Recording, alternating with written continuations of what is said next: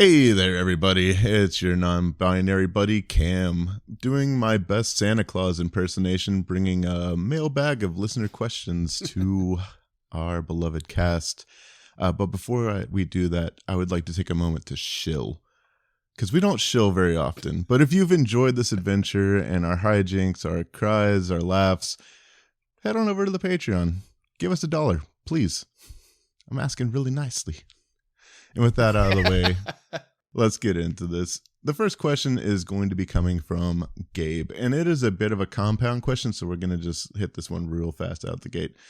How did you expect the podcast to go at the start compared to where it eventually became? And I know that seems like probably a Freeman question, but I actually want to ask James first.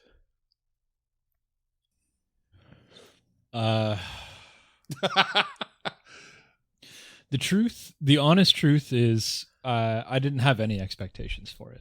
At the end of the day, it's a passion project with 4 other people. I've only two other people I've only ever kind of worked with, and one person I know that I can work with.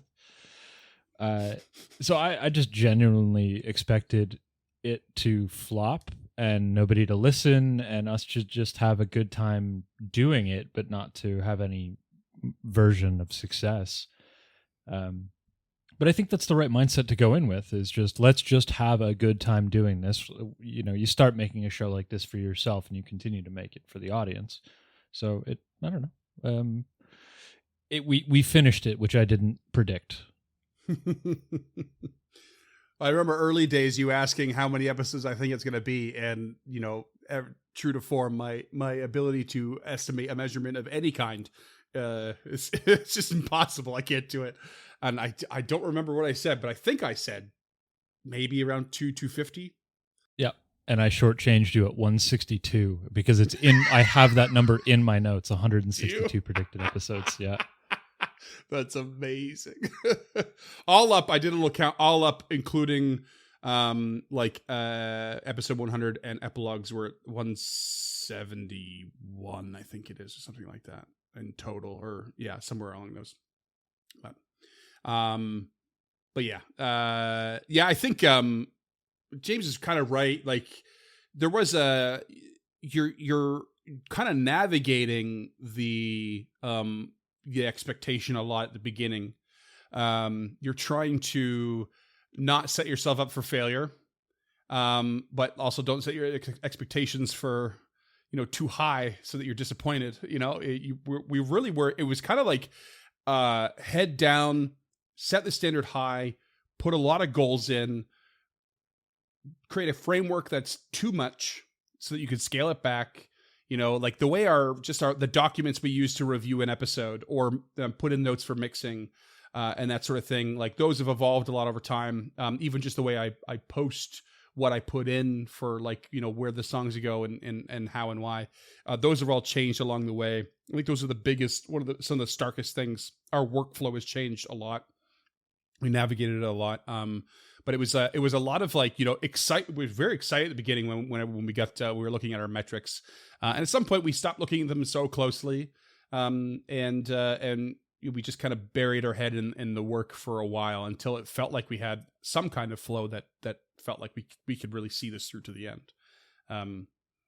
So I'm with James. It was not about having no expectations, but really mitigating yourself on the expectations and just getting to the work. And eventually, you hit a point where you go, oh, I can see the end in sight. Now I can remanage my expectations to see the end and begin work on the next one, which is really cool. I think that's the stark difference between the beginning and now. Scott?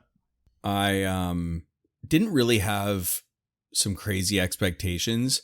I didn't think a lot of people were going to listen, and I had no problem with that. I know that we definitely treat it like work in a way, but I still think that we managed to keep it fun. I know that before we started recording, we used to play with friend of the pod, Michael, and he was asked if he wanted to join us, and he said no because he didn't want to turn his passion into work. And I can totally understand that, because there were a lot of times when you don't want to do that edit because it's the weekend. You don't want to post that social media post because you're behind, or, any sort of thing. It is tough to keep it going and to keep things on point and focused. And one of the biggest things that is a downfall of TTRPG groups is scheduling.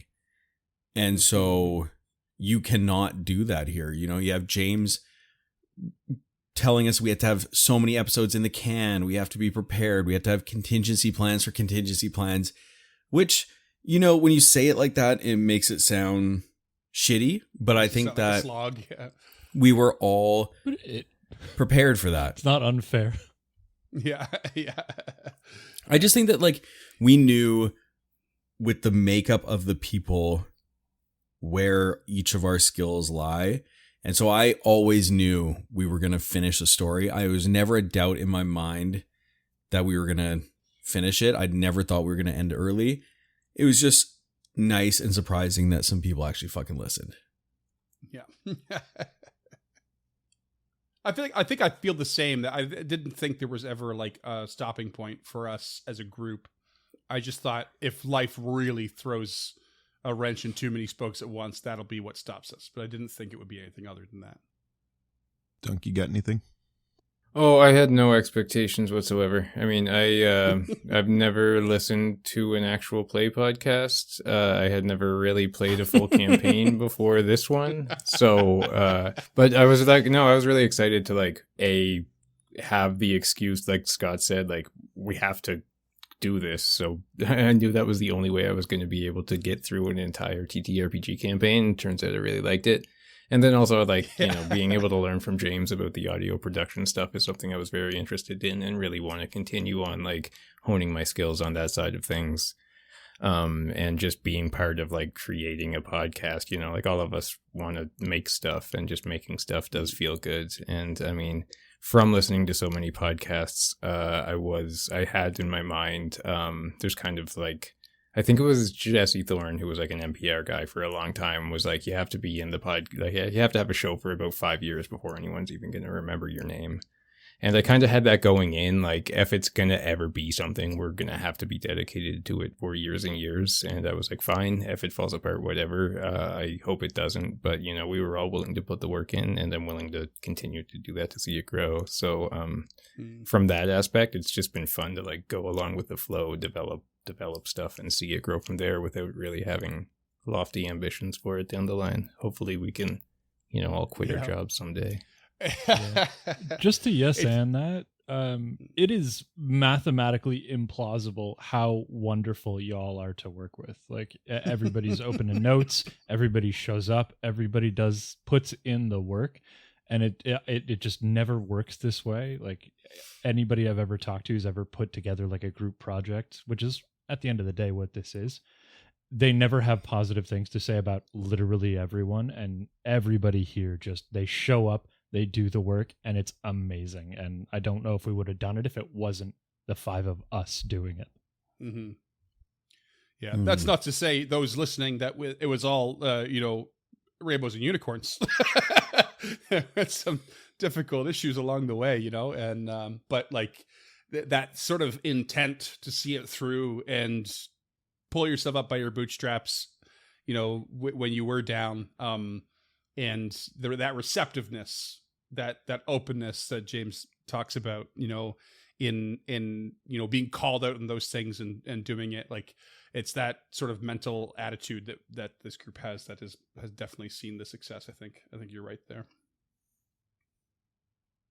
And it's no secret behind the scenes here that Duncan was the wild card at the beginning, having probably the most out of his comfort zone for all of the aspects of what we were doing. Oh yeah, it's crazy, yeah. And I'm so glad you stuck through. And at some point we've all had conversations, not because of certain events per se. In some cases, yes, but there was always a check-ins. How are you feeling about how things are going? Are you going to stick it through?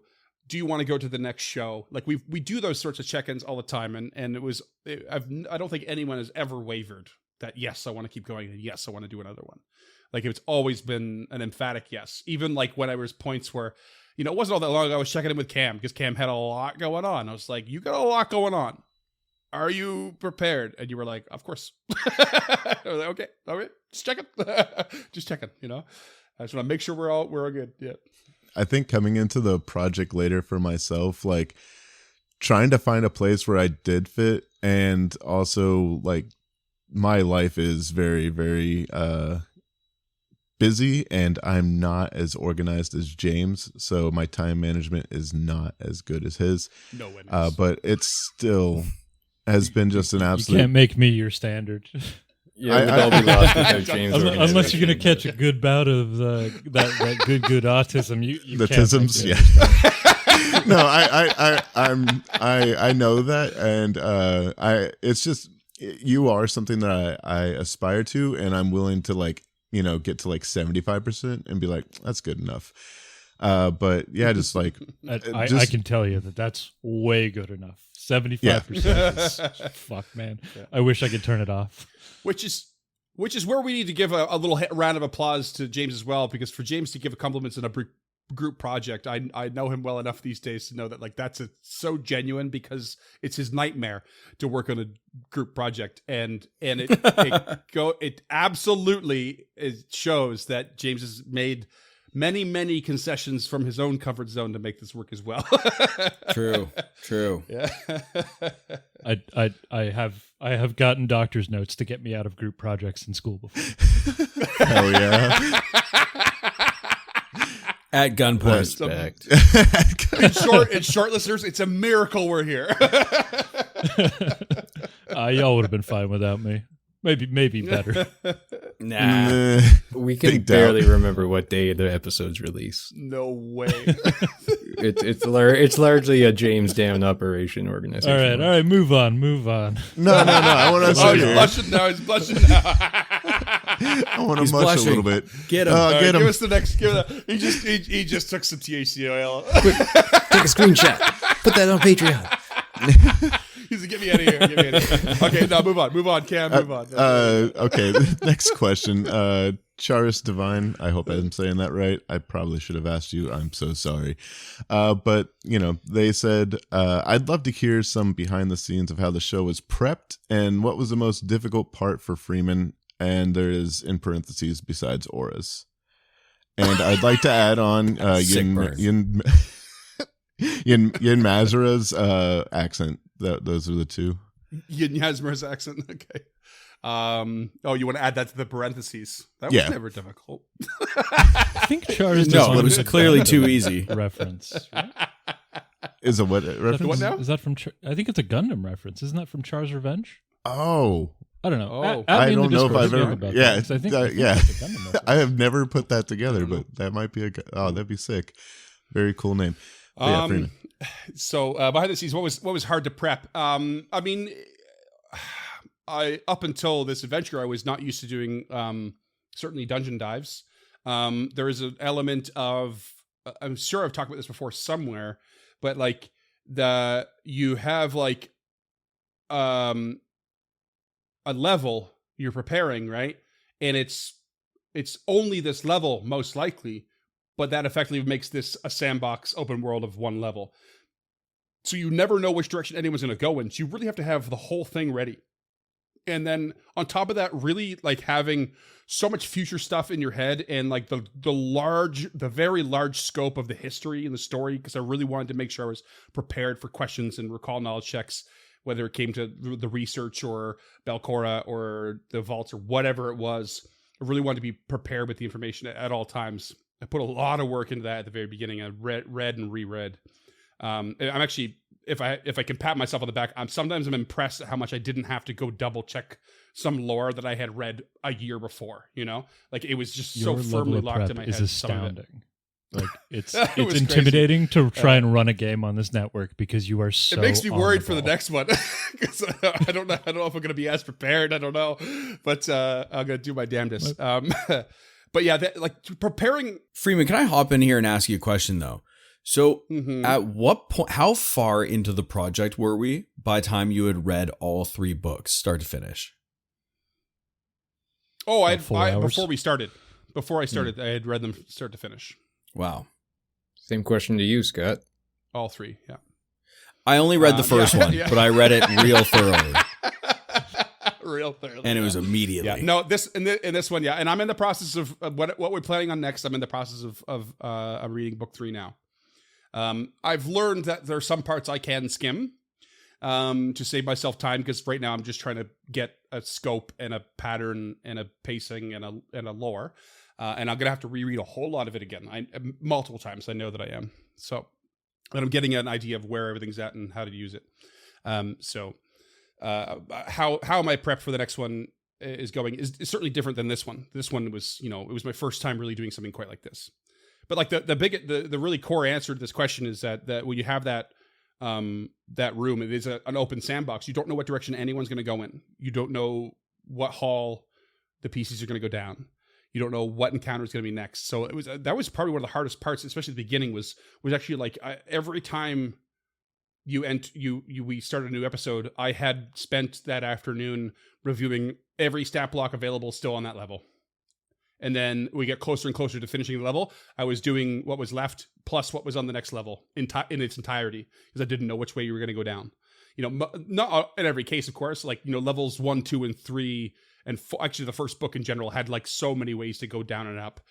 So that one was a little more, and I guess maybe 5 and 6 to a degree, but yeah, that was for sure the hardest part. Is you're prepping a sandbox every time, and you just don't know what's going to come. So that was a big one. Mechanics wise, yeah, Aura's obviously a massive blind spot for me. I don't know if I'm ever going to solve it. And my East and West apparently still remains a plague of my existence. And this one that's like extremely easy to fuck up and miss. And I think I've mostly corrected it and caught it thanks to Cam joining the show. And it's that damned incapacitation trait. That's always been a bit of a bugbear. So, but yeah, those are the big ones that come to mind. Good answer. Crimson Twilight asked us, at the end of episode 99, it sounded like the Delary's father showed up in Otari. I feel like that was forgotten when the team returned. The Delary's father? As in Tulok's father. As in Tulok's father showed up in Otari? I don't remember that happening. Me neither. Okay. We lost the thread on that one. I'm curious to know, what part of that was. It wasn't a letter, was it? Was it the letter from his father? Maybe it might have been the letter. That would make sense. I know there was a letter that came in at some point. I don't remember when it was. I think maybe they thought they delivered it themselves. Maybe, because I think I had Scoot read it as if Tulok was reading it. But end of episode 99 was when the big steam explosion happened and everyone was buried, right? And then we moved into episode 100. So it must have been like a after credits roll scene or something that we're talking about. Oh, I wish I'd known about this question before. It does bring up an interesting point though on doing a podcast like this, because one, we're not sitting around the same table, and the sessions are way short. I mean, we play under 2 hours and then they're edited down, and we do generally 2 a night. But it's not like, when I used to sit down weekly at my weekly game, we'd play at least 5 hours in a night. Yeah. And it would be weekly. Sometimes here, just because we have some in the can, we would go a month, maybe more sometimes, without recording. And you can lose so many strings. And not only that, because that's fine. You lose strings all the time when you're playing these games. But there's generally not other people listening who could listen to 3 episodes in one day. And pay attention. And then pay attention to everything. Like, we must sound like fucking idiots sometimes. Oh, I know I do, brother. Yeah. Same. I can tell you right now that it's exactly that sort of thing. Like when we have those times where things get in the way, like, because like Dunk and James will switch their edits, like they take turns, right? So one's on evens, one's on odds most of the time. But sometimes the one that's farther ahead gets done first. But I really don't want to review out of order for exactly that reason, is I don't want to lose the thread as much as I can, because I know there's so much potential to lose the order of operations. So I'm like, I don't think I ever did once. I think I waited and I like crammed it in when it was actually so inconvenient for me to do 2 reviews in like late at night after work. But I just did it anyway because I really wanted to do it in order. So I made the sacrifice and came down to the wire too. But yeah, it's really easy to lose those threads big time, especially this adventure. Oh man. All the things you added in. It was a ride. Didn't do myself any favors, that's for sure. For sure. Minty Pig asked,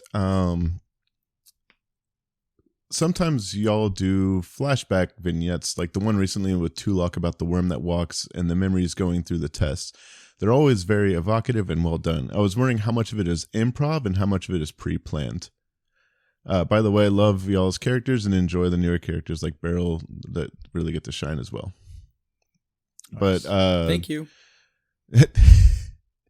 I know almost the only one that I've really wrote for was Lump and Talford.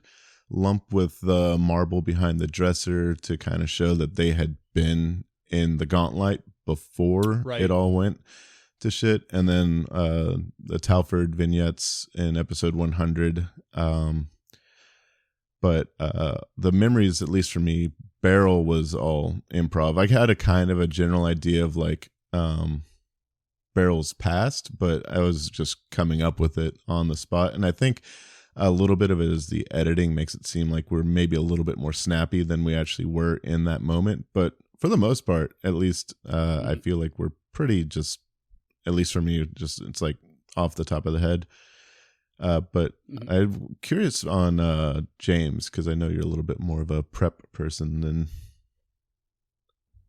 I mean, you'd think that, but anytime Freeman voiced or did the narration is the only time that I've ever really pre-written anything.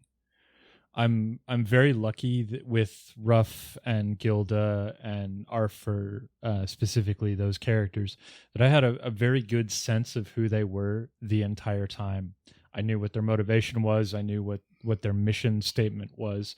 And I knew kind of where I wanted most of those characters to end up.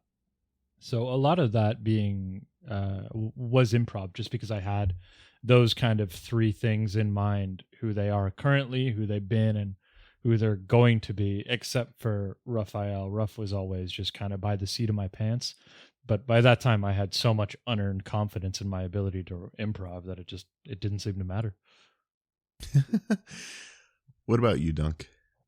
Quick and witty with it.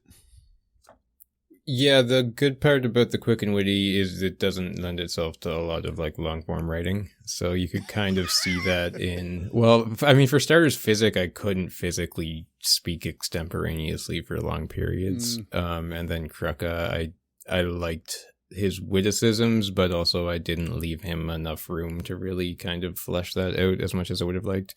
So, I mean, there was the scene with Physic early on. I think I did a scene for Krucka with the boat, but for the most part, everything was pretty off the dome.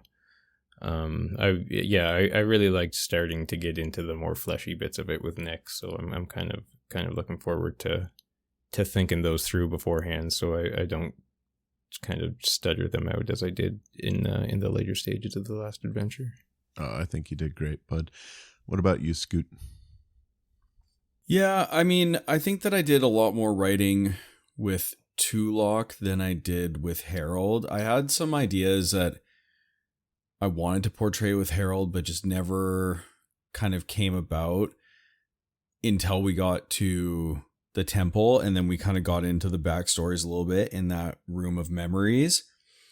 And so that was something that was in my head, but had never actually been written down. So yeah, that was interesting, but I kind of knew where I was going with it. Then as far as Tulok is concerned, I had a lot more pre-written stuff for Tulok, including the scene with the bullies, wrote the letters, I wrote Gilda's eulogy, and I think more kind of, did I say the dream already? That was one that I really liked that I wrote. But then just things that I didn't. Awesome. Yeah, it was scary. Just as far as scenes that I didn't write ahead of time was Tulok's death. I had kind of also been thinking in my mind what I would say if Tulok died ever.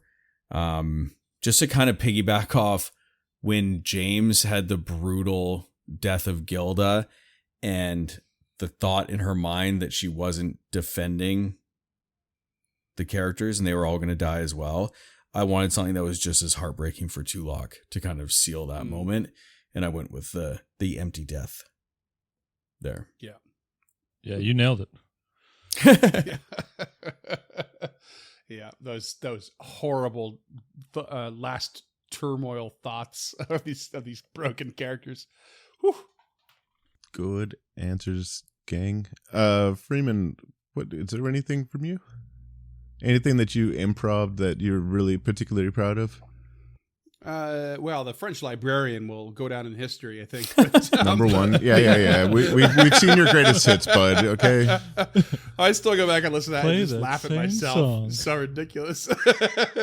No, as far as like the improv and these and like vignettes and pre-written stuff, it's someone there made a really good note that, you know, the fact that we edit it quite tightly, that was always one of the original goals, was to sort of like edit it tightly enough that it feels, not that it feels scripted, but like it doesn't feel like we're fumbling over too many things. And so some of those improv moments can definitely seem like they're scripted, and they're definitely not. And that example that Cheris Divine, or it wasn't Cheris Divine, Minty Pig, gives, that flashback with Tulok explaining about the Word in the Rocks, that really was me putting them on the spot and saying, go.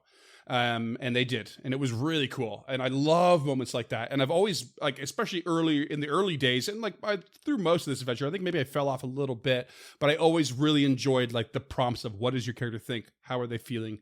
Tell me something. Even if it doesn't spawn into a whole scene, I really like to hear those thoughts and keep people's minds going. And it's worth saying that a lot of the scenes that we do have,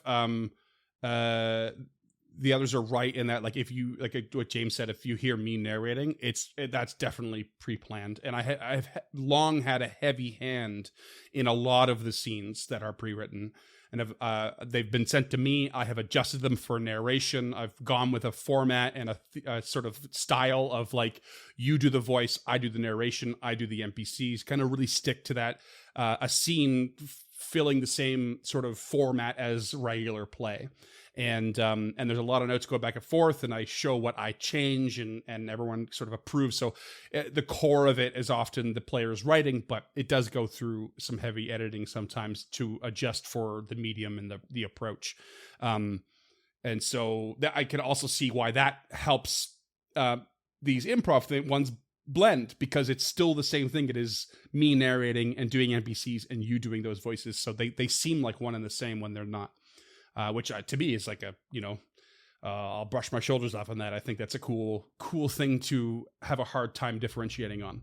I think that's really neat. I didn't want to bring up the dandruff, but I'm glad you did. And we have talked about doing a bunch more of those for the next campaign, Minty Pig. So get ready. I just want scenes. I want people to write scenes. If I'm not getting even a small scene, I feel like no one's thinking about their character on their free time, you know? And I know that's not true, but it's like for some reason, that's the little standard that I set in my brain sometimes. I'm like, if you haven't given me a character idea in a while, and we're only getting them when we record, like, you know, are you thinking? Or is it going through your head? Give me something. We're also hearing this for the first time, listeners. Yeah, this is him telling us for the first time that he wants. I have to rein myself in, all right? No, you don't. He's also staring like right down the camera. Yeah, it's unnerving. Yeah. But yeah. No, yeah.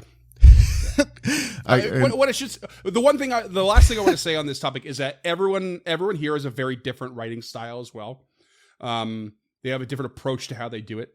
Cam is more often than not been a bullet point in my head and then spew it out kind of approach to storytelling, which sometimes I really don't want that, but sometimes I'm so appreciative of your ability to do it at the same time.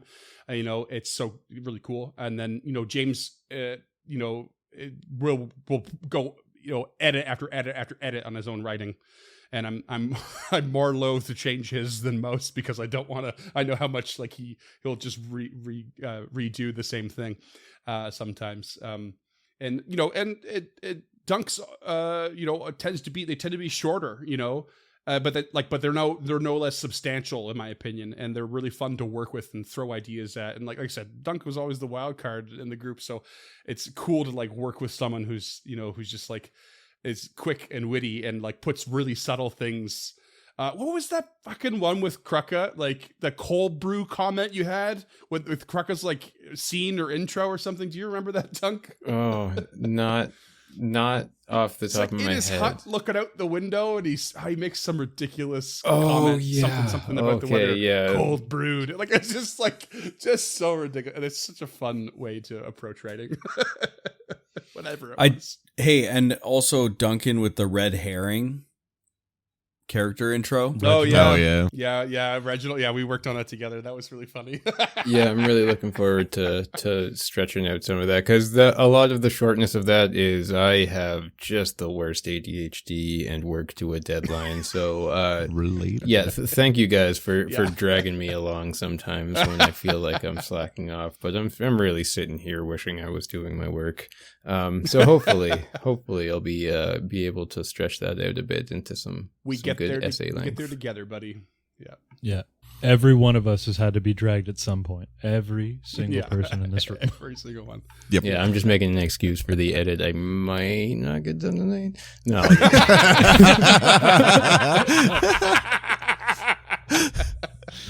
Oh, shit. The old on-air bet hedge. With that, there's another question from Gabe. This one's for the players specifically, so Freeman, shush. Were there any... Thank you. I'm glad you had to get that one last word in. It was none of that. Were there any other character concepts you had in mind if the last ones met an untimely end? Scoot, what was after Harold? Well, we already kind of touched on this in the last behind the scenes episode, but if you didn't listen to that, basically bringing back the idea of Tulok and the Delarice family, Freeman and I had gone back and forth on bringing Tulok back as a ghost, or also bringing in like a distant family member, distant relative, who potentially could have been a different type of sorcerer or the same, and just kind of trying to keep that thread alive. So I was pretty kind of wanted Harold to die at first, but then was happy that they didn't. I also had a skeleton character cooked up that I was pretty excited about. But I also we had Lump already, which I thought was a great character and was very tied to the vaults. And I didn't want to bring in at that time another character that was so intimately tied to the vaults. I wanted to keep Otari as kind of the foundation of the story. So there was potentially going to be a skeleton character, but honestly, Lump was a better character anyway. So it was totally worth it. Dunk? What was after Nick? I think we mentioned I just coined it Krukaj combo was going to come up. I hadn't really thought much beyond that. I in the back of my mind wanted to pull a druid into the story, and then Beryl came along. So yeah, no, I was just going to bet on Krukaj coming along and never dying, because they would have been the ultimate PC. Well, apparently I stepped on two other players' character concepts. Wow. I'm a bad person. James, what was your backup, and did I steal it? No. I had so many backups. I did a couple of live streams where I built characters out. That last ranger I built looked really cool. I had an Aruxi rogue that I really liked. Like, their action economy was so tight, and I thought that would be really fun to play. I spun up a hobgoblin at some point. Like, I'm just never not thinking about a character or a backup. It's always in the back of my mind. Those are my shower thoughts, is what kind of concept, what theme do I want to play with next? For myself, I had Talford in the wings, ready to come drop bombs. And then my original concept that I pitched to Freeman was a skeletal thaumaturge. So, Scott, you stepped on my toes there. Touche, And then I Sullivan. also had a little kobold fighter that I had brewing up. So, Dunk, you stepped on. No, the first one was true. The kobold fighter was a lie. I had Telford, and I didn't think that anything would survive past that. So, I didn't need anything else. But yeah. And there's a add-on to that one, but we're going to save it for later. Dr. T asked, what would the deceased characters have done if they were able to retire after the adventure? Like, what would Gilda have been up to? Gilda would have went back and been an Eagle Knight. That was always her goal, was to kind of make her father proud and join into the Andorran army. So she was well on her way. Yeah, not a whole lot else I had planned for her outside of that. She was still very young. Like, I think she was in her mid-20s, and she was an elf. So years of her life left ahead of her, centuries even. She got her epaulets. Yes, she did. Mm-hmm. Yeah, absolutely. And with Physic, that's one that I'm kind of interested to know. Like, what was Physic just gonna like keep bumming around Otari, or would Physic have been like, you know what, there's a whole world to see out there? Oh, boss of the underworld. Oh, hell yeah. Yes. He's gunning for Yin Yasmer at that point. I feel like Physic and Augrael would have like remained good friends and just like, just like run the library underground together or something. Yeah, probably. They'd just have like some of the hardest to listen to conversations, but Augrael It would can be a eat lot all of the fun. surgeries that went wrong. yeah, exactly. That's I actually mean, great. Physic could have become a flesh warper, maybe like taking over Jaffa's equipment or something. I would have been Yeah. so metal. Just making the most disgusting but adorable little things. I heard you needed a new pet. But I do think that like if Kruka and Kruger retired, they would have met and ironically exchanged like a library card and boxing gloves and like a gift of the Magi kind of situation. Nice. What about Tulok? Does Tulok check himself into a therapist, or like what's the? I think Return that home to the family. exactly. I think that it would have been. I think that he would have been under control with his powers enough after leveling up that much, which was the reason why he left his family, that he would have been comfortable returning to his family. And whether or not he stayed in Absalom or would continue living in Otari, that I don't know, but I just think that like after the years of the silence and the distance, this would have been the introduction back into family life, and I think that would have been a really fulfilling end for him.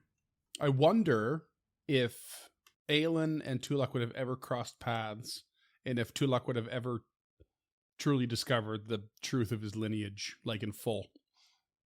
Of the Delaris and how they were once sort of the spy masters, that half-caste spy masters of the Haravex family. Well, I think that would have been a massive part of the Belcora fight. I think. I think that would have been what I would have focused on in the conversation before the fight, instead of just, Harold saying they're gonna fucking kill Belcora. It would have been something a little bit more deep. Use your words better. Yeah. Yeah, I think that's a topic that I definitely would have explored before the death of Belcora. And could have been something after, just like a closing of that chapter of the family lineage and a righting of the wrongs. Right. Awesome.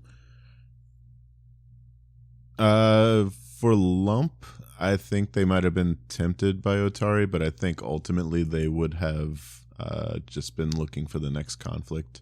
I don't think they really would have been comfortable in peace. I don't think that they had that in them. It was just like, because they weren't really motivated by being good. Like Lump was not a good character, good aligned character. They were very much a chaotic neutral, like just kind of a vagabond, just like trying to find the next thing to like keep moving towards and causing problems. A bit like Mr. Bean. Yeah, a lot like An Mr. agent Bean. of chaos. Yep. Well, you know, Very neutral agent of chaos. and not to take anything away from the way that you played Lump at all, but maybe I was just projecting too much Cam onto Lump, because I always felt like, apart from when Lump had the lens, they were a good character, like a gentle giant, much like yourself. And so maybe I was projecting too much and just always thinking that Lump deep down was a sweet person.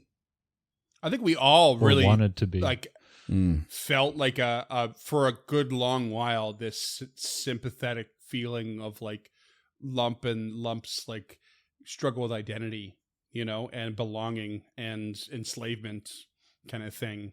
And so I think we all Ascribed a certain wanted, level of goodness. Yeah. yeah, we all just applied it, you know, because surely this downtrodden creature is better than the environment we found them in, you know. Well, I think it was smart that they were more complicated than that, because it's easy to ascribe like you were suffering so much, you must be a good person, and that's kind of not really how things work. No, because like Lump definitely like stole scrolls from the party, definitely grabbed a bunch of things, like absolutely like just tipped over bowls without asking, like just, you know, was just it was like anarchism without the thought behind it. It was just, you know, I'm here to cause problems, like, and Lump was very kind to you all because you were kind to them, but they didn't give a shit about Otari. Like they didn't, it wasn't to save the town, it was because Belcora, like it was closer to revenge than like a sense of honor or duty or anything else. Do you think that Lump would have gone deeper into the Darklands after the adventure? Like possibly gone to Lazardan and like met with the Drow and met other Darklands creatures and explored that way? I don't think that Lump would have, because Lump was pretty against the Drow, if you remember. Big time. And so I don't think Lump would have gone to the Drow. I think Lump would have... I think Lump would have honestly I forgot the intense racism. Yes, I forgot that too until this morning. Yeah, exactly. That's what I'm saying. Lump was not a good person. Like Lump was a deeply traumatized individual who was on the right side of history, so to speak, but ultimately was in it for themselves and you all, because you know you were their friends, but it wasn't you know some noble or anything. It was just Lump. Like I think Lump would have ended up in either Alkenstar or like somewhere destabilized, like just somewhere that they can just do what they want to do Lump stuff. Yeah, I mean, we were pretty primed for like overlooking some shady shit. Think how many like throats Tulak slit while Gilda's back was turned. Yeah. Like I'm just like I specifically was aiming for Lump to not fall into chaotic good. I think Milani also kind of primed y'all to be chaotic good, but also a lot of Calistria, which was the vengeance and revenge, and then Erasni, which is, you know, neutral evil when that existed. Like, but I always thought it was a very interesting choice when I had gone out of my way to have the people of Otari to accept Lump, Salusel, you know, despite the look, because of like the effort in the cause, you know, and like, you know, I've always wanted Otari to be sort of inclusive, not in like some big, you know, performative token kind of performative way, but like, you know, that's kind of how I always interpret it. It's a hub town. People cross through. You see all kinds all the time. They band together. They don't reject. You know, it's just sort of what makes Otari so unique and capable. of these extraordinary, doing their own thing in these extraordinary circumstances. So there was this, these moments of like, we accept you and we see through the disguise a little bit and no problems, no worries. But it was still a very interesting decision to have Lump say at some point, you know what, you had the taste of Sal, you had the opportunity, but you rejected it. You said, nah, I'm Lump. You kind of went into accepting the new identity instead of reverting back to the original one, and there's trauma all through that. And I was maybe wonder, like, did Lump ever feel trauma towards the identity of Sal, like in that identity that they once held? Was it the transition through, or the forceful transition through that's the trauma? Is it the new identity that's trauma? I mean, you don't have to answer it. It's just like, I think it's a really interesting way, and to me, it was an unexpected choice, and I thought it was really cool. Yeah, I almost want to leave it vague just because that feels more Lump. Yeah, no, I agree. I definitely agree, 100%. I've got a related question. Definitely not a question that I'm asking because I am a good cohort of yours and Conspirator? would never ask a question like this. But how do you spell Salusel? Salusel. Interesting, because I always thought of Sal, like repeating the same, and then that they were just in the mafia.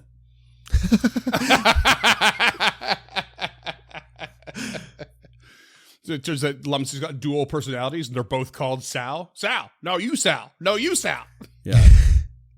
Hey, it's Fat Tony and Sal. Amazing. What about Samal? I've always wondered what if Samal had made it to the end in Azori. Like, would he have gone back to Azori? Would they have met again? Would he have gone to the boat? Would he have continued to retire? Like, what would have happened there? So the story between the longest character story of this whole thing. Yeah. So even before the shit at the Gauntlet started, like once every 6 or 8 months, he would go into Otari to meet up with Azori. Like that relationship never truly waned. You mean Absalom? Absalom, thank you. Yeah. So that relationship never truly went away from his life. This was just him kind of breaking the ground, settling in, waiting for her to be done with her life of adventure. I've just genuinely always seen that relationship as like, for you DC fans, like Carter and Shira Hall, like these star-crossed lovers that are always intertwined and just constantly get reincarnated. For you pop culture real hard nerds, Imhotep and Nuxuna Moon from the Mummy movies, like just these constant forever lovers. Yeah. Okay. So and so do you think that Azori would have settled down eventually? Yeah. Yeah, I think that would have been the epilogue. It would have been like, 5 years later, and it would have been Azori dropping her bag in front of Samal's house or stall or something like that, and the "what's up, lover" kind of moments. Fade to black. Yeah. Exactly. Yeah. Fade to Vanta Black. Good answers, everyone. Dr. T asked, who canonically made the best rolls if Ruff was the second? Like, who pulled off the craziest feat in terms of, like, dice? Oh. Like, who had, like... Because, like, I think it's not a necessarily... Gotta go to Barrel. Yeah. I mean, definitely. That non-natural 20 crit in the most clutch moment ever is ridiculous. Absolutely ridiculous. Oh, God. I just got to agree. I think that was fucking mint. It just was what it was. Like there was no heavy editing on that. No retakes, my friends. That was pure gold, Yeah, I when you said it was a crit, I was shocked because I was like, it's a 19. There's no, and I was like, oh, what? Yeah, because I have it pulled up here because she was clumsy. Yeah, because remember. And I also had the higher bonus from the lenses, which I wasn't taking into my mental math. Right. Yeah. Oh, it was crazy. Yeah. But yeah, Gabe has another question. Were there any rules made during the campaign that, in retrospect, felt like they should have gone another way? Cough some all. Cough some all. Can't think of any. We can't beat that dead horse enough. Oh, it'll be a skeleton. yeah. We'll still be grinding it into dust to do lines. No, for sure. Yeah. To do lines and make our bread. That's the biggest most glaringest one. We've never fucked that rule up since. It's a real blow. Know your death and dying rules, friends. We've said it many times before. The other rules mistakes. I mean, technically, we did mention it in the Discord, but I'm also saying it on air here. When the Flames of Ego was cast upon Volek and he rolled a natural 1, technically it should not have worked because Volek, as a swarm, was immune to mental effects like Freeman, this. real quick. Yeah. In retrospect, should have gone another way. That feel like they should have gone another. Because, like, in my opinion, that went the right way. Mm-hmm. No, I think it went the right way as well. Like, were there any calls that, like, you may have followed the rules too strictly and felt like it may have ruined a moment? Like, that could have been. Is that the. Yeah. That's more where we're aiming sorry, towards. I've misinterpreted. No. Okay. Yeah. It's more like, is there a time that you were, like, too strict with the rules for either yourself or for us that could have, like, sparked? And if you don't have a specific thing, that's fine. This is kind of a vague question, but is there some times where you wish. I'll ruminate on it for a bit. Nothing springs to mind right away. Other than that, some bits of advice that you had given to me early on, Cam, even before you joined, when you were listening in, and you had given advice things like don't get bogged down on post combat bleeding, like it's not interesting content. Just and learn lessons you learn along the way of like don't force too much time on making sure every roll for treat wounds is happening. Just figure out how long it takes, kind of stuff like that. Those were lessons learned along the way for sure to like expedite the experience. At the beginning, it feels important when you're trying to guide the listener through some of these rules. And we plan to do the same thing for the next production to a degree. But at some point you have to just stop saying, okay, did you succeed? Did you crit succeed on every treat wound when you have lots of downtime? It just doesn't matter at that point. Just hand wave it. Yeah, but really major things, nothing comes to mind right now. But there might be something I'll come up with. I'll think about it. The frog hemoth. I'm quite sure the frog hemoth was pretty legit at the end of the day. I agree. I just wish it wasn't. I wish for the sake of the narrative that it had gone a different way. I did not follow the rules too hard there. They just were that. Totally. It was brutal. That's it, It was my own hubris in the end. It always is. There was a bunch of different ways I could have played that, and I possibly played it the worst. That's okay. I just to go back to the original question, I don't have any examples off the top of my head, but I remember that at the very beginning, Freeman made a big deal about how he was going to be all about the rule of cool. And I know I did a lot of complaining about him not keeping up with that. But he did. You know what? No, it is. It is fair actually, because as much as I don't have any specific examples, there for a very long time of this podcast, I was really trying to learn the rules, as we all were. We had a good foundation, but we didn't have it all nailed down. And so I was trying to be really, nitpicky about said rules. And it did turn into a lot of, no, can't do that. No, follow that rule. It kind of bogged something down. I'm sure a lot of it went on the cutting room floor to make sure that the episode seemed more clean. But there was certainly moments that we got deflated by me saying no because we're trying to follow the rules. And it did result, I'll admit, it did result in fewer off-the-wall ideas coming out of it. Up until we hit the point of like rough dropping down that shaft and casting gecko grip on himself. Like say that. At some point it switched over again. And I've been really actually been thinking about that sort of thing quite a bit. That rule of cool comment. I'm so glad you brought that up, Sky. Because I genuinely was thinking about it the other day. And I really want to make sure the next thing we do is more open to that sort of thing. I'm not being too nitty gritty on does your leap calculate the right distance every fucking time? It gets a bit tiresome. And also, I was trying to cheat a lot. So Yeah. Yeah. Yeah. But like throwing out a challenging attempt at something, like it's one thing to say, I want to run this distance and leap across that gap. Like we kind of do have to follow the rules as best we can.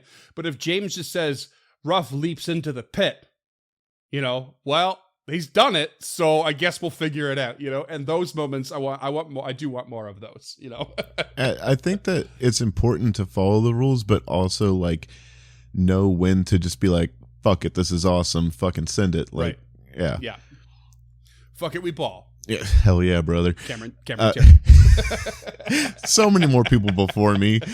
But yeah, Charis Divine has another one. What level of room was the most memorable? I think we kind of already covered that one. If anybody has a quick round, we can like that you haven't mentioned, like the honorary mention, then throw it out. But what like room or level? Yeah, like a room or level, like just. I mean, when Samal just like murked Boskrong, that was crazy. Yeah, such a good one. What was that little creature that was in the light that in Belcora's living chambers? Lurker in light. The lurker in the light. The Fae. Yeah, that one is a standout for me. Is just kind of like a interesting. Yeah, because it was a cool, like, I think it was James playing Gilda who cracked the chalk and threw it at the invisible fucking Fae to powder it so you could see it better. It's like such a classic move, and I loved it. Okay, but I really like the Witchfire Warden. Oh yeah, that was that was a pretty fun thing. I remember that fight hard. being. Yeah. I remember that fight being kind of bogged down on my end. But maybe it was better received from everyone else. It was hectic though. Like it may have felt bogged down to you, but it was hectic. For me, it was just. And I'm sorry, but it was just bullying you into giving up on a combat with me just tripping and Nick stabbing. Like that was. Which time? The children of Belcora specifically, yeah. It was the children I was of thinking Belcora about and the then reptile we trapped in the doorway. Yeah, that one too. Yeah. But yeah, and the follow-up question is like, if you did this adventure again, what class would you play? And right off the bat, I think that I would have played a psychic. Like if I loved the War Priest. I'm just saying, like, if I had to go through for a different playthrough, I think leaning into the spooky with a psychic would be a ton of fun. Cool. I wouldn't mind going back to the last question real quick, because the one thing I was going to say also about that lurker in light was Tulok grabbed the ever burning torch off the wall, and to put it out, stuffed it inside of the zombie or skeleton or whatever I had. Oh, that's right. I completely forgot about that. That's really funny. I thought that was a pretty fun. That was cool. Dunk, did you answer favorite room? I did not, and controversially, I kind of liked the tavern where we did the Battle of the Bands with Shadow Malice, just because it gave such a sense of like there's actual life down here outside of like things waiting to attack you. True. Such a silly experience, but yeah, I feel like that was the intention behind the design of that. But yeah, and we get to meet Glash from it. So yeah, Glash turned out to be a lot more than we ever expected. So true. Scoot, what class would you play? I wanted to play a swashbuckler. Ooh. That's what my the skeleton character I had in mind was. So I believe I actually, when I built that character out, it was a spear as well. So oh yeah, Nice. and wasn't it like an old guard of Otari? yes, it was wandered down. Yeah, because the background or the archetype was like some sort of like someone who patrolled a graveyard, essentially. And Right. so That's right. the concept was they were from old Atari just after the Rose Guard. And we're lured down and stuck down there for the entire time until they were released. So I had like cool ideas of like notched out bones that would have like the amount of years they've been stuck there. And Yeah. And then Dunk, you have another class that you had, like, if you could start at the beginning, like, what would you do? More alchemist. I thought that a kineticist would be a lot of fun to play. Sorry, what did you say? Honestly, you beat me to the punch though. Now that I know how to play the game and have glasses and can read and I'm not drunk all the time, I think I could nail down learning how to play an alchemist pretty well. Hell yeah. Hell yeah. Kineticist would be cool, but like that's a cool one because it definitely wasn't released when we started, that class. So James, I know you have backups for days, but is there like a specific concept that you would be like excited to play from the beginning? Class wise, I'm kind of into just about everything except for the summoner and the witch, but rogue is the short answer to that question. Perfect. Oh, you could have had a close connection to Yin Yasbra herself, or she could have been your best friend. Oh. No, you do it, James. Anyways, move right along, just to keep this short. What would you tell a group who was about to start playing AV? Like, if there was any sort of, like, not necessarily spoilers, but just like, if you do this, the same advice I'd give to any other Pathfinder group: do not be afraid to retreat. Okay, that is no shame in retreat. Yeah. I think if they were an actual play, to spend a little bit more time engrossing yourself in the town, I think that the benefits of the role play in town and being a part of that living, breathing town definitely is something that I wish we had done more of. That also is wrapped up in Tulok's motivations as well. We didn't spend nearly as much time we probably should have back in town. So that, and then if you're not playing for an actual play, you're just playing for fun, I don't know, just fucking kill some shit. It's pretty sweet. Yeah, don't listen to Reddit either. That would be my advice. Like, there are no functionally like broken classes in 2E, at least not now, especially after remaster. Like, if you play Horror Priest, you're gonna have a bad time. Like, shut up. If you play Witch, you're gonna have a bad time. Maybe if you're James, but like any class. Well, that's just because I think James just didn't like the chassis. Yeah, it's not that the class is bad. It's just he didn't like it, right? Yeah, it didn't. I wanted to play a 1E Witch, and this was as close as I could get, and it was not very close at all. Yeah. But yeah, just I think that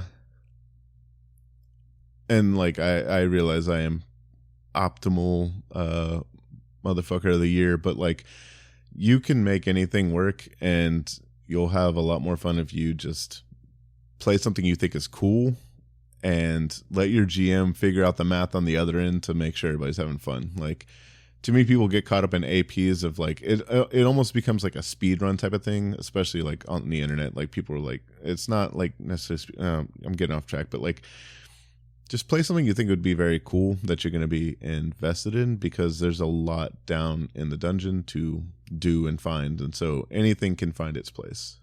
Don't get too caught up in like, I have to be a paladin because there's a bunch of undead, so I'll get to do like right. There's tons of things. My follow-up and to that piece of advice is to ground yourself in the adventure hook and the setting.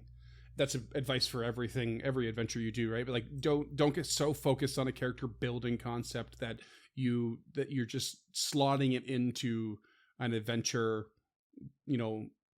haphazardly. Like, just if you decide you want to be a paladin because there's going to be undead, cool.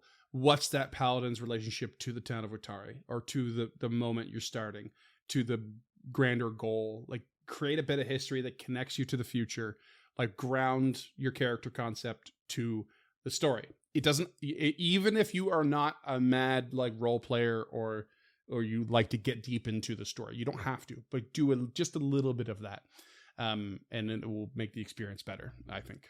Yeah, especially for the other people at the table with you. Like, don't be the person that's just like, I did a Magus Psychic archetype and now I drop 130 points of damage on spell strikes. Like, don't do that. Yeah. And if you can't pronounce a name, include him anyways and just call him Kevin. Kevin. Exactly. Hell yeah.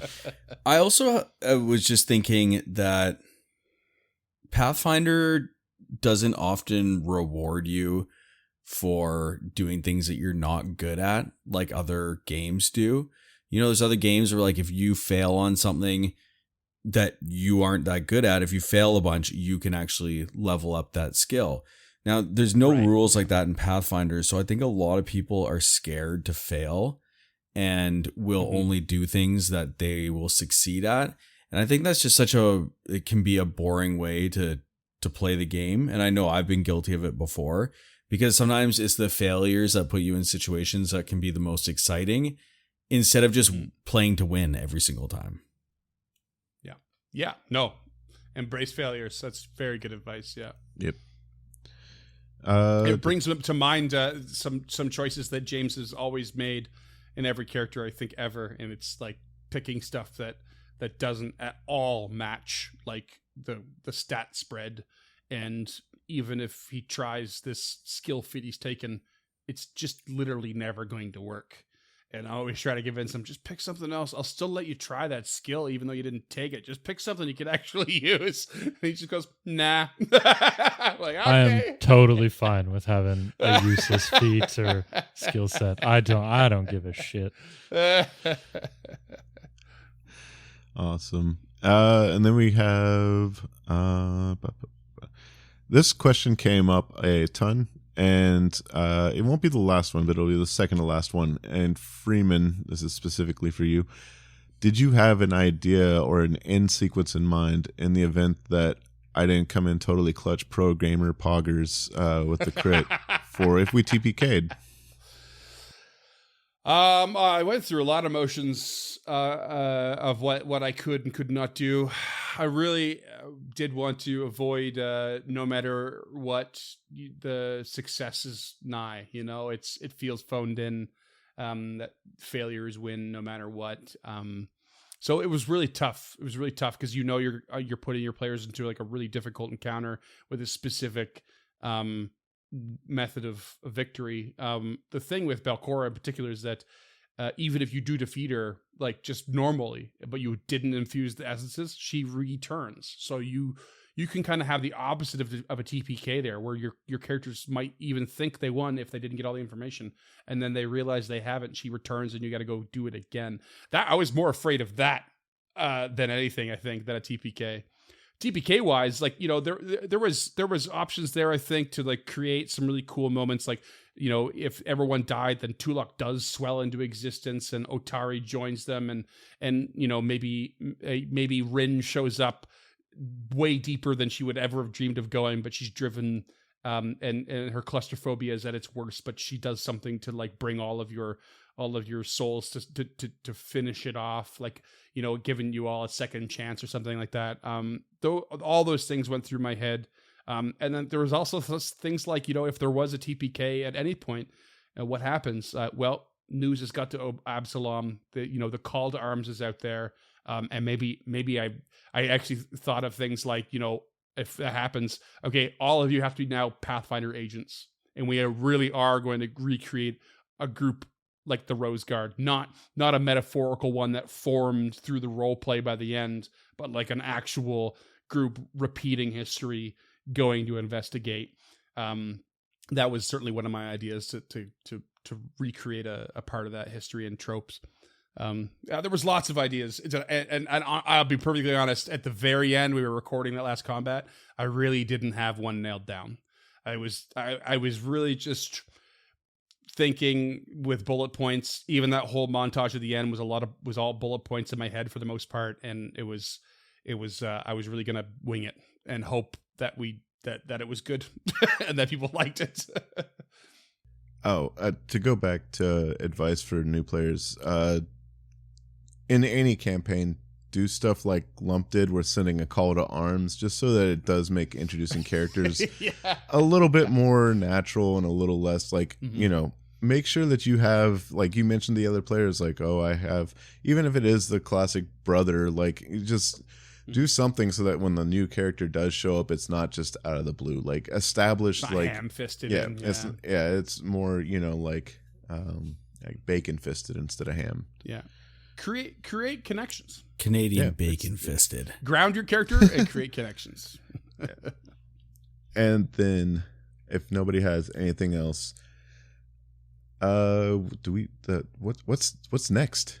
What's next for Uncharted North? This one came up quite a bit. People want to know the next AP, and I think we should tell the people. I think that we should tell them, and whoever's closing editing shop. This, feel free. This is it.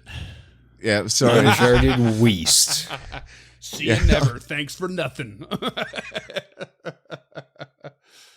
No, come on. What's next? Yeah, we're gonna do another official AP. 5e. Are we revealing it right now? If you're prepared to, the ball's in your court, boss. Going to be a very different vibe because it's not a dungeon dive. Thank goodness. we all felt some fatigue at some point with the dungeon dive, and so we're ready to break away from that. We are going to run something that is has far more fetch quest elements to it from start to finish. Not selling it. Yeah, he's just edging him at this point. It has a lot more social encounters. It uses heavy subsystems. It is going to be significantly different in tone, I think, and flow and pacing. But that makes it pretty exciting. I think we're all ready for a refresher. My greatest worry is I have two great worries. I think one will tread some lines on cultural tones. We want to be careful but true towards, and the other one is I feel like we're gonna have a hard time breaking away from our three and however many years or 3 and however many months. 3 years and however many months of the same adventure, and like kind of break away from the habits we formed there and form new ones and be creative and reset. I think it's going to be hard. I think we're going to do it, but I think it's going to be hard for us as a group. But all that said, the plan is to run Triumph of the Tusk in Belkzen. Holds Belkzen, baby.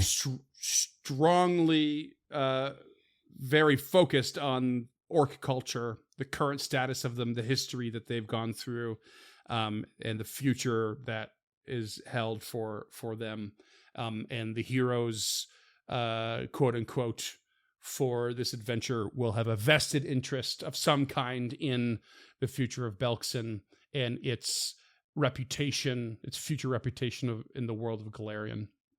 And whether or not it survives the events of the adventure. So I think everyone's quite excited, I think, to take on the idea. We've gone back and forth a lot about what the tone is meant to be. What are we expecting? And it's actually been quite difficult to set it all out without the spoilers. But we're slowly working towards it and focusing on character concepts and that's it's on the horizon, and I'm getting into it pretty deep now. So, I hope, in a way, it feels like it's going to be, in certain ways, it feels like it's going to be more work for me. There's some parts of the writing, in fact, that I feel is quite disconnected, and I can tell where I'm going to have to really connect it proper. So I'm going to lean on all of you and your characters and your writing and your biting the hook and following the lead. It's not railroaded, but it's not sandboxed either. So, well, I'm midway through reading book number 1, and it's great so far.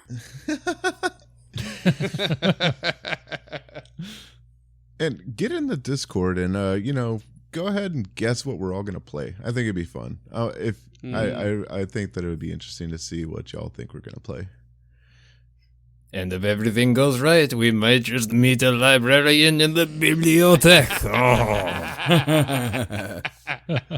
Oh. Sorry, I was just sorting through my stack of papier. Cut the mic. And that's what we're going to call it. Keeping that Thanks for pause questions, in. Listeners. Defeated Thanks for tone. being having a vested interest in our production. Yeah, it's still wild to us that people out there love this shit or even like this shit. Oh, it's not wild to me.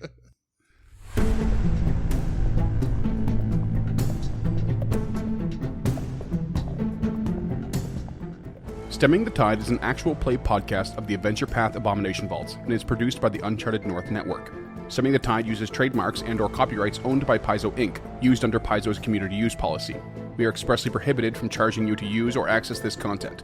Stemming the Tide is not published, endorsed, or specifically approved by Paizo. For more information about Paizo Inc. and Paizo products, visit paizo.com. Music is composed by Will Savino and artwork by Greyhood. Stemming the Tide is recorded remotely using Foundry Virtual Tabletop.